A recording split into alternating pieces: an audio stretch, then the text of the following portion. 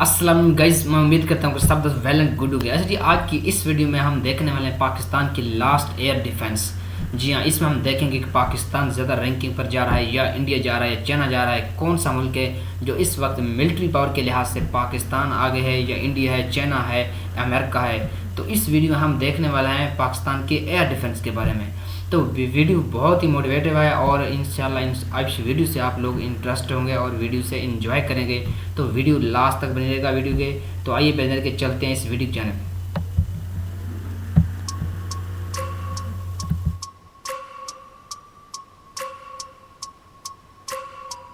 अस्सलाम वालेकुम guys and welcome to Ababeel. आज की इस वीडियो में हम पाकिस्तान के एयर डिफेंस में होने वाली तमाम अहम डेवलपमेंट्स की बात करेंगे और देखेंगे कि पाकिस्तान ने अपनी फ़िज़ाओं की हिफाजत के लिए पिछले कुछ सालों में क्या कुछ नई तब्दीलियां की हैं। हम ये भी देखेंगे कि कैसे पाकिस्तान ने अपनी कुछ खामियों पर काबू पाया है। So let's start.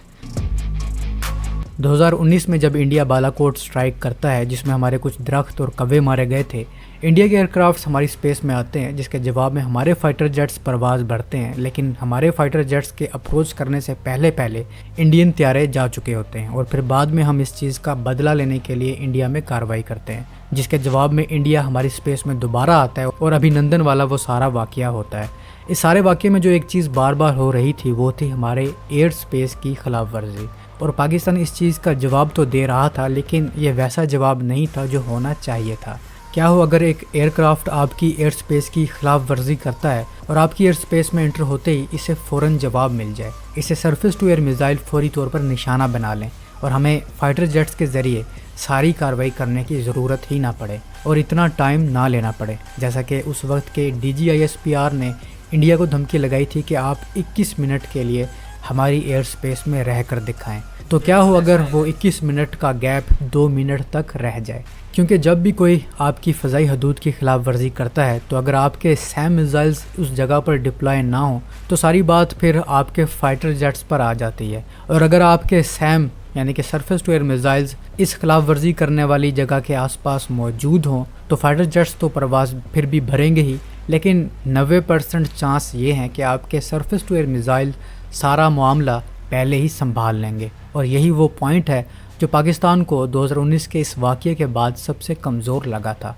ऐसा नहीं था कि पाकिस्तान के पास सरफेस टू एयर मिसाइल नहीं थे, लेकिन ये सरफेस टू एयर मिसाइल्स अहम इंस्टॉलेशंस को प्रोटेक्ट करने के लिए इस्तेमाल किए जाते हैं। इनकी तादाद इतनी नहीं होती कि इन्हें सारे बॉर्डर पर लगाया जा सके, इसलिए इन्हें इंतहाई अहम इंस्टॉलेशंस को प्रोटेक्ट करने के लिए डिप्लॉय किया जाता है। ताहम 2019 के बाद पाकिस्तान ने अपनी कुछ खामियों पर या कमियों पर नज़रसानी की। पाकिस्तान ने अपनी स्ट्रेटजी कुछ चेंज की। पाकिस्तान ने सोचा कि एयर डिफेंस के लिए अब सिर्फ फाइटर जेट्स पर ही रिलाई नहीं किया जाएगा, इसलिए पाकिस्तान ने ground based air defence systems पर इन्वेस्ट करना शुरू किया। पाकिस्तान के पास इस वक्त सरफेस टू एयर मिसाइल के तौर पर MBDA स्पाडा 2000 प्लस, फ्रेंच क्रैटल 2000 और मैन पैड्स थे, और ये सब इलाकाई डिफेंस के लिए नहीं थे, ये अहम जगहों लाइक एयरबेस और रेडार साइट्स के लिए थे। और पाकिस्तान को चाहिए था टेरिटोरियल डिफेंस यानी कि इलाके की डिफेंस के लिए ground based air defence systems. और इस नए multi layered air defence systems को बनाने के लिए पाकिस्तान ने ना सिर्फ लॉन्ग रेंज, मीडियम रेंज और short range air defence system हासिल किए, बल्कि दूसरे active and passive anti air systems पर भी काम शुरू कर दिया, जैसे कि डायरेक्टेड एनर्जी वेपन्स और इलेक्ट्रॉनिक अटैक सिस्टम्स।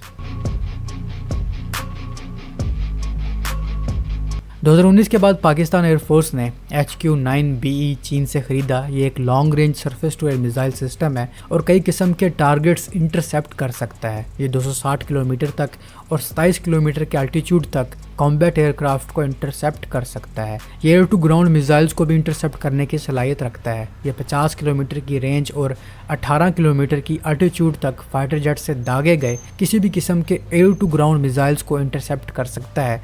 ये क्रूज़ मिसाइल्स को भी 25 किलोमीटर दूर से ही हिट कर सकता है। क्रूज़ मिसाइल्स की खासियत होती है कि ये इंतहाई निचली परवाज़ करते हैं ताकि रडार से बचा जा सके, लेकिन ये surface to air missile 20 metre तक की निचली परवाज़ करते हुए क्रूज़ मिसाइल्स को भी हिट कर सकता है। इसके अलावा ये टैक्टिकल बैलिस्टिक मिसाइल्स को भी 25 किलोमीटर और 18 किलोमीटर की ऊंचाई तक मार गिरा सकता है।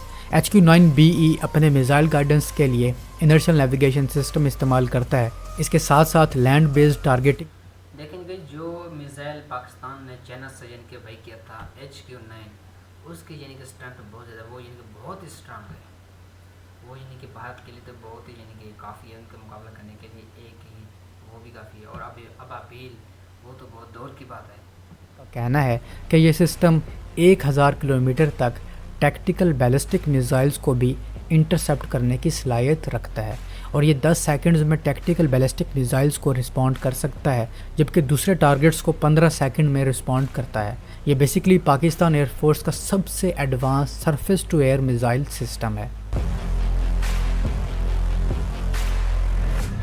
پاکستان نے چین سے HQ-16 FEB حاصل کیا، جسے LY-80B بھی کہتے ہیں، اور یہ پاکستان آرمی اور نیوی کے پاس پہلے سے موجود LY-80 کا جدید امپرووڈ ویریئنٹ ہے۔ یہ سسٹم پاکستان ایئر فورس کی medium to long range air defence layer بناتا ہے۔